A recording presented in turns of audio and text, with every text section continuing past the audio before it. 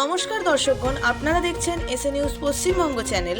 চলুন আজকের বিশেষ 10টি খবর জানা যাক। বাংলা কি আজ বাংলাদেশি ভাষা? দিল্লি পুলিশের মন্তব্যে চরম ক্ষোভ।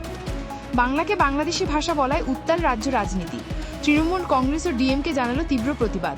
মমতা বললেন, এটা বাংলা ভাষার অপমান। সংসদ জুড়ে প্রতিবাদের ঝড়। এখন প্রশ্ন, বাংলার ভাষা কি অপমানিত হচ্ছে জাতীয় স্তরে? ভোটার তালিকায় জালিয়াতি। পূর্ব মেদিনীপুর ও উত্তর 24 পরগনায় 102 ভুয়া ভোটার। নির্বাচন কমিশনের অনুমোদনে 2 নির্বাচন আধিকারিকের বিরুদ্ধে এফআইআর। ভোটের স্বচ্ছতা নিয়ে উঠছে বড় প্রশ্ন। গণতন্ত্র কি এবার প্রশ্নের মুখে? দক্ষিণবঙ্গে বানভাসী জনজীবন। মমতার অভিযোগ, ডিভিসি ইচ্ছাকৃতি জল ছেড়ে বানভাসী করছে দক্ষিণবঙ্গকে। বন্যা কবলিত হাজার হাজার মানুষ। 11 গুণ বেশি জল ছেড়ে দেওয়ায় ক্ষোভ তীব্র। ষড়যন্ত্র নাকি দুর্যোগ? উঠছে নানা প্রশ্ন। এমজিএনআরইজিএ ও আবাস যোজনার তহবিল বন্ধ। দুর্নীতির অভিযোগে পশ্চিমবঙ্গকে কেন্দ্রের ধাক্কা।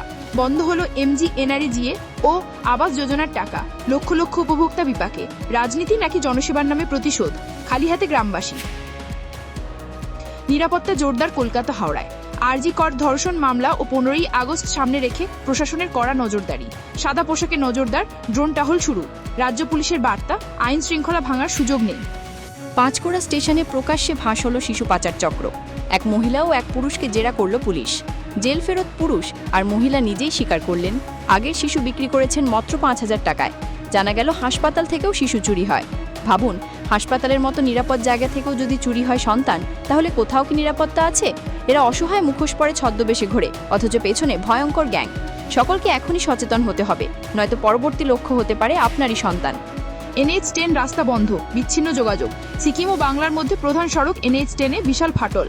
বন্ধ করা হলো 3 দিনের জন্য। পর্যটকদের যাত্রা ব্যাহত, ব্যবসায় ক্ষতি। দ্রুত সংস্কারের দাবি জানাচ্ছে স্থানীয় বাসিন্দারা। রাহড়ায় বিপুল অস্ত্র উদ্ধার, চমকে উঠল পুলিশ।